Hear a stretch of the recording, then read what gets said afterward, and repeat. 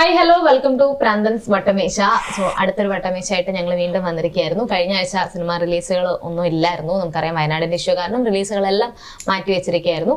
ഈ ആഴ്ച വീണ്ടും സിനിമകളെല്ലാം റിലീസായിട്ടുണ്ട്. അതിലൊരു 3 സിനിമകൾ കണ്ട 3 പേരാണ് ഇവിടെ ഇരിക്കുന്നത്. ഞാൻ കണ്ടത് അഡിയോസ് അമീഗോ, ജിബിൻ കണ്ടത് സൂപ്പർ പ്രിയ ചെക്ക്മേറ്റ് കണ്ടിട്ടുണ്ട്. സോ അതിന്റെ റിവ്യൂ നമ്മളിവിടെ ഒന്ന് ഷെയർ ചെയ്യാൻ വേണ്ടി വന്നിരിക്കുകയാണ്. നമുക്ക് സൂപ്പർ സിന്ദഗി തന്നെ സ്റ്റാർട്ട് ചെയ്യാം.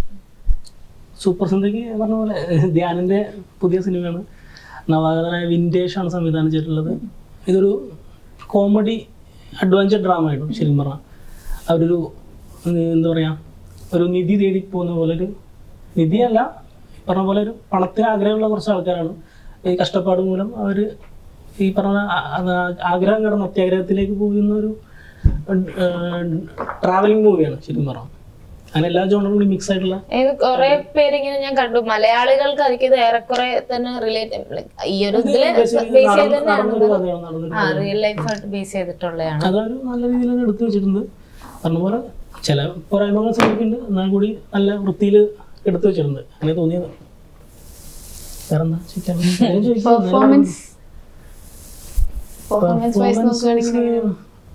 ധ്യാന കൊള്ളായിരുന്നു. മുകേഷ് ഏട്ടൻ നല്ല കോമഡി ഉണ്ടായിരുന്നു. പിന്നെ പറഞ്ഞ പോലെ സുരേഷ് കൃഷ്ണ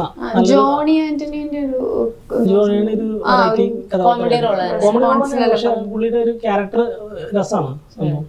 സുരേഷ് കൃഷ്ണന്റെ എടുത്ത് പറയണം, പുള്ളിന്റെ ഒരു മാസ്റ്റർ റോളാണ്. പക്ഷെ ഭയങ്കര രസമാണ് സംഭവം. അതൊക്കെയാണ് കാസ്റ്റിംഗിൽ നമുക്ക് പെർഫോമൻസ് വെച്ച് നോക്കുകയാണെങ്കിൽ. ഫാമിലി ഓഡിയൻസിനാണെങ്കിലും ഈ പറഞ്ഞ പോലെ യൂത്തിനാണെങ്കിലും കണക്റ്റ് ആവുന്ന ഒരു സിനിമയാണ്. ഈ അഡ്വഞ്ചർ എന്നൊക്കെ പറയുമ്പോൾ ഒരു നിധി തേടി പോകുന്നൊരു സംഭവമാണ്. പിന്നെ നടന്നൊരു കഥയാണ്. ഒരുപാട് തട്ടിപ്പുകളും പരിപാടിയൊക്കെ നടക്കുന്നുണ്ട്.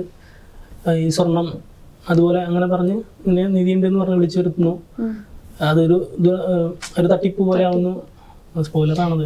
ഇപ്പൊ ഞാൻ ചോദിക്കട്ടെ, ഈ എല്ലാ ആഴ്ചയിലും ധ്യാനിന്റെ ഒരു പടം ഇറങ്ങുമ്പോ എല്ലാരും പറയാറുണ്ട് ഈ അടുത്ത കാലത്ത് ഇറങ്ങി ബോംബാകും മാത്രമല്ല അടുത്ത കാലത്ത് ഇറങ്ങിയെന്ന് ഡിഫറെന്റ് ആയിട്ടുള്ള സിനിമയാണ്. ഏത് സിനിമ ഇറങ്ങിയാലും പറയുന്നുണ്ട്. ഇതും അങ്ങനെ തന്നെയാണോ? എല്ലാ ആഴ്ചയിലുള്ള സിനിമകൾ ആളിങ്ങനെ ഡിഫറെന്റ് ജോണർ എടുക്കുന്നുണ്ടായിരിക്കും. അല്ല ശരിയാണോ, എല്ലാ ആഴ്ചയിലും ഇറങ്ങുന്നുണ്ടെങ്കിലും എല്ലാ ഡിഫറെന്റ് ജോണറാണ്. എല്ലാ ജോണറും ഞാൻ ട്രൈ ചെയ്യുന്നുണ്ട്. അതൊരു നല്ലൊരു കാര്യമായിട്ട് തോന്നി. ധ്യാനിന്റെ ക്യാരക്ടർ ശരിക്കും എന്താ ഇതിൽ വരുന്നത്? ധ്യാന് നമ്മളൊരു നാട്ടിൻപുറത്ത് കാണുന്ന ഒരു 30s നിൽക്കുന്ന ഒരു യുവാവ്, മടിയനായ കഷ്ടപ്പാട്. നമ്മള് വടക്കൻ സെൽഫിയിലെ കണ്ട ഒരു ഉമേഷിനെ പോകുന്ന ഒരു ക്യാരക്ടറാണ്. അതുപോലെ ഒരു ക്യാരക്ടർ, മടിയനായ തട്ടിപ്പ് കാണിച്ച് നടക്കുന്ന ഒരാള്. അയാൾക്കൊരു പ്രണയമുണ്ട്. അങ്ങനെ പോകുന്ന ഒരു ഫസ്റ്റ് ഹാഫും സെക്കൻഡ് ഹാഫിലേക്ക് കടക്കുമ്പോൾ പുള്ളി ഒരു കർണാടക ബേസ് ആയിട്ടുള്ള നടക്കുന്ന ഒരു കഥയാണ്. അവിടെ ഒരു ഈ പറഞ്ഞ പോലെ ഈ ഇത് തേടി പോകുന്നൊരു സംഭവം. അതാണ് ഈ പറഞ്ഞ പോലെ സൂപ്പർ സിന്ദഗി.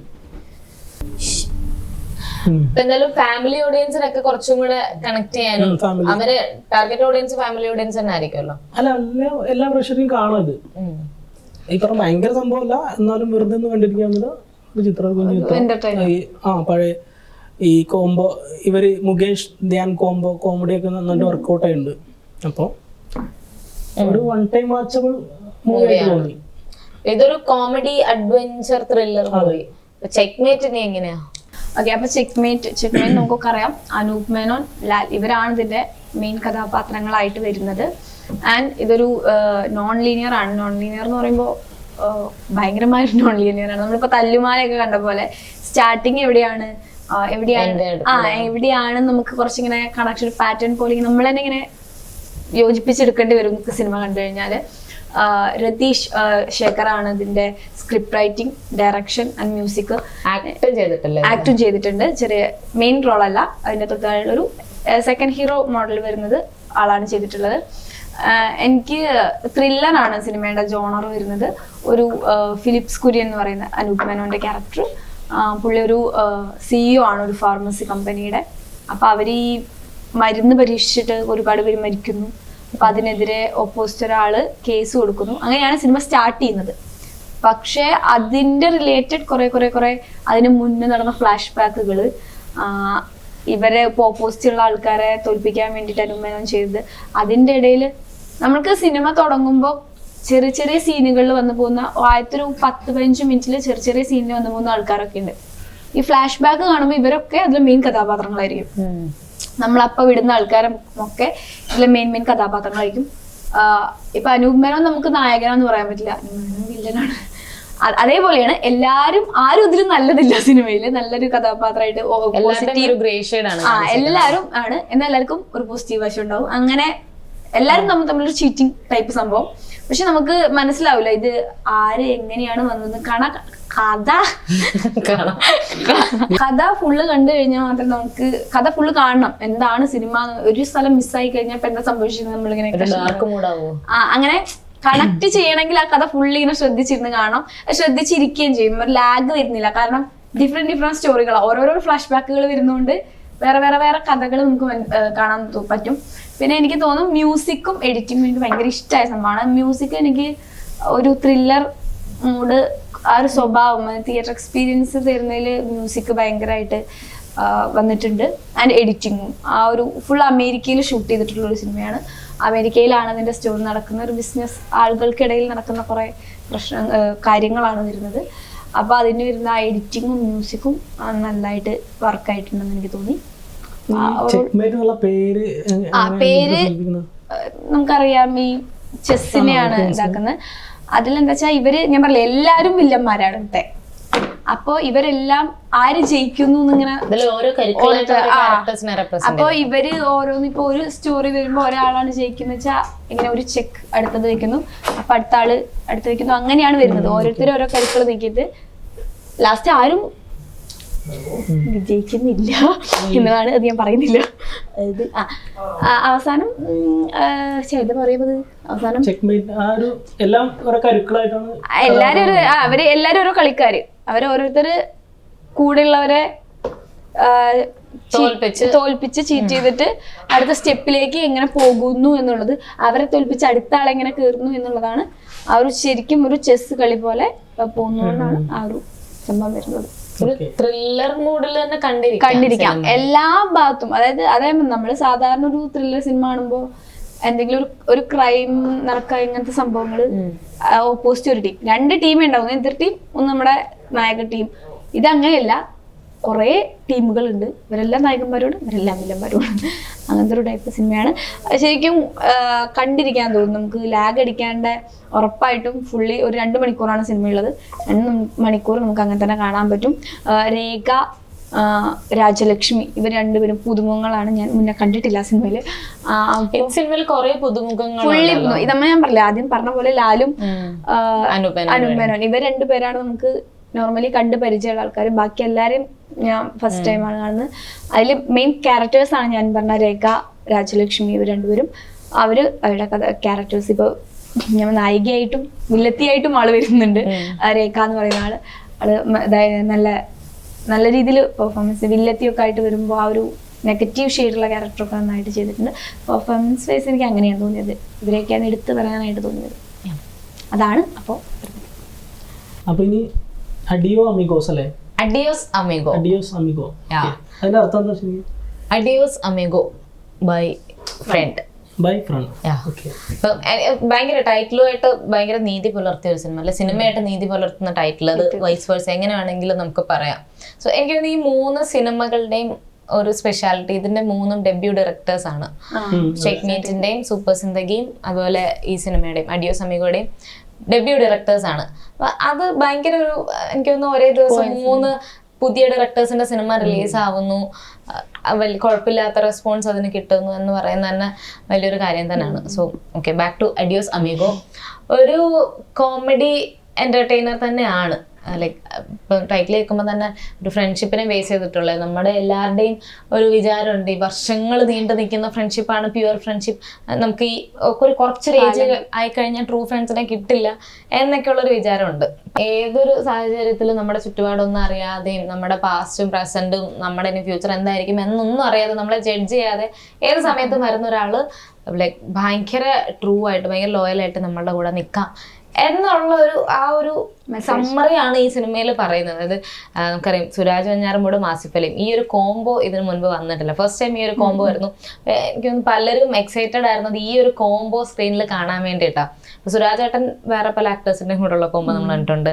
അതുപോലെ തന്നെ ആസിഫ് അലിയുടെയും വേറെ ഒരുപാട് കോംബോസ് കണ്ടിട്ടുണ്ട്. അപ്പൊ ഇവർ രണ്ടുപേരും കൂടെ ഒരുമിച്ച് വരുമ്പോൾ അത് കാസ്റ്റിംഗ് ആ ഒരു കാര്യത്തിൽ ഭയങ്കര നല്ലായിരുന്നു. ഇവർ ത്രൂ ഔട്ട് ഈ രണ്ട് ക്യാരക്ടേഴ്സാണ് സിനിമയിലുള്ളത്.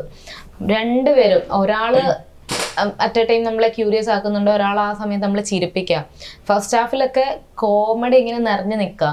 എനിക്കൊന്ന് അവരത് പ്ലാൻ ചെയ്ത് തന്നെ കോമഡി വർക്കൗട്ട് ചെയ്തതാണോ എന്ന് എനിക്കറിയില്ല. പക്ഷെ സുരാജേട്ടൻ്റെ ചില മാനറിസം ഒക്കെ കാണുമ്പോൾ തന്നെ നമ്മൾ ഒരു പാവം നിഷ്കളങ്കനായിട്ടുള്ള ഒരു ക്യാരക്ടറാണ്.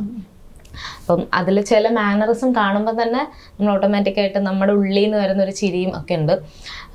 പിന്നെ ഈ ആക്ടിങ് വൈസ് രണ്ടുപേരും നന്നായിട്ട് തന്നെ ചെയ്തിട്ടുണ്ട്. ആസിഫ് അലിയുടെ ഒരു നോർമൽ ആക്ടിങ്ങിന്റെ തൊട്ട് മേലത്തെ ഒരു ഗ്രാഫിൽ നിന്ന് കുറച്ച് ആ ഒരു ഗ്രാഫിൽ നിന്ന് അഭിനയിക്കേണ്ടതാണ്, എങ്കിലും അത് കറക്റ്റായിട്ട് കൺവേ ആകുള്ളൂ.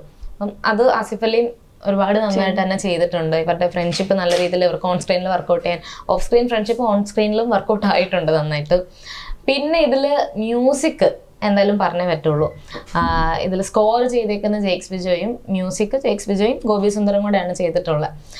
മ്യൂസിക് ഇപ്പം സ്റ്റാർട്ടിങ്ങിലൊക്കെ ഇവരുടെ രണ്ട് ക്യാരക്ടേഴ്സിനെ ഇൻട്രൊഡ്യൂസ് ചെയ്യുന്ന സീനിലൊക്കെ പാട്ടൊക്കെ വെച്ചേക്കുന്നത്, അവിടുത്തെ സ്കോറും അവിടേക്ക് എന്ന് വെച്ചാൽ നമുക്ക് ആ സ്റ്റാർട്ടിങ്, ഒരു സിനിമയുടെ സ്റ്റാർട്ടിങ് ആയിരിക്കുമല്ലോ നമ്മൾ പലപ്പോഴും പിടിച്ചെടുക്കുന്നത്. അതിന്റെ സ്റ്റാർട്ടിങ് ഭയങ്കര അടിപൊളിയായിട്ട് നിന്നു. ആസിഫ് അലിയുടെ ആയിരുന്നു ഒരു ഡിഫറെൻറ്റ് കൈൻഡ് ഓഫ് ഇൻട്രൊഡക്ഷൻ ഒക്കെ നമുക്ക് ഫീൽ ചെയ്തു. അത് ആ മ്യൂസിക്കിന്റെ ഹെൽപ്പ് ഭയങ്കരമായിട്ടുണ്ടായിരുന്നു. പിന്നെ സിനിമാറ്റോഗ്രാഫി വൈസും നല്ലതായിരുന്നു.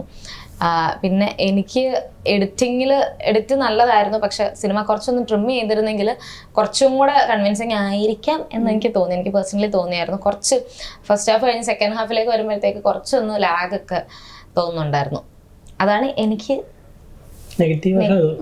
ഒരു ചെറിയ നെഗറ്റീവ് എനിക്ക് ഫീൽ ചെയ്തതാണ്. ബാക്കിയെല്ലാം നമുക്ക് ഇമോഷണലി ആ ഇമോഷൻസ് നമുക്ക് കണക്ട് ആവാറുണ്ട്. ഇപ്പം ഒരാളുമായിട്ട് നമ്മൾ ഇമോഷണലി കണക്ട് ആവാനായിട്ട് ചിലപ്പം 1 മണിക്കൂർ മതി എന്നുള്ള സാധനം. എന്നിട്ട് ആ ഒരു ബായ് വരച്ച്, അതാണ് അഡിയോസ് അമീഗോ, ആ ഒരു ബായ് വരച്ചിൽ അത് നമ്മളെ ഇമോഷണലി കണക്ട് ചെയ്യും. ഈ ഒരു പ്രായത്തിലുള്ള അല്ലെ ഏത് പ്രായത്തിലുള്ളവർക്കും കണക്ട് ചെയ്യാൻ പറ്റുന്ന ഒരു കഥയും കൂടെ. നമുക്ക് എവിടെ ചെന്നാലും നമ്മൾ ഫ്രണ്ട്സിനെ ഉണ്ടാക്കുന്ന ആൾക്കാരാണ്. അപ്പൊ കണക്ട് ചെയ്യാൻ പറ്റുന്ന സ്റ്റോറിയും കൂടെ. അപ്പൊ ഇമോഷണലി പിടിച്ചെടുത്തും. മൊത്തത്തിൽ നല്ലൊരു സിനിമയാണ്. ആസിഫ് അലിയുടെ വീണ്ടും നല്ലൊരു സിനിമ കാണാനായിട്ടും പറ്റി. സുരാജ് ഏട്ടനും ആ ഒരു കോമഡി ക്യാരക്ടറൊക്കെ ആയിട്ട് വന്നപ്പം നന്നായിരുന്നു. പിന്നെ ഇതിൽ അനഘ ഒരു നല്ല റോള് ചെയ്തിട്ടുണ്ട്. ഭീഷ്മയില് ഉണ്ടായിരുന്ന അനഘ വളരെ സ്ക്രീൻ ടൈം വളരെ കുറച്ചേ ഉള്ളൂ, പക്ഷെ നല്ലൊരു ക്യാരക്ടറാണ് ചെയ്തിട്ടുള്ളത്. ഈ ഇപ്പൊ ആസിഫ് അലിയുടെ ഒരു ക്യാരക്ടർ ഇപ്പൊ പണ്ടത്തെ ഒരു ആസിഫ് അലി നമ്മളിപ്പോ ഋതുല കണ്ട് ഭയങ്കര പരിഗിടായിട്ടുള്ള കുറച്ച് കഥാപാത്രം. എനിക്കൊന്നും അങ്ങനത്തെ ഒരു കഥാപാത്രത്തിക്കാണ് ഇതിന്റെ സ്റ്റോറി അപ്പൊ എങ്ങനെയായിരിക്കും?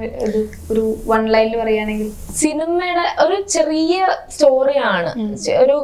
ഒരു ദിവസത്തിൽ സ്റ്റാർട്ട് ചെയ്ത ഒരു സെക്കൻഡ് ഒക്കെ കഴിയുമ്പോഴത്തേക്കിന് മൂന്നാമത്തെ ദിവസം തീരുന്ന ഒരു കഥയായിട്ട്, അതായത് ഒറ്റ സ്ട്രെച്ചിൽ പോകുന്ന കഥയാണ്.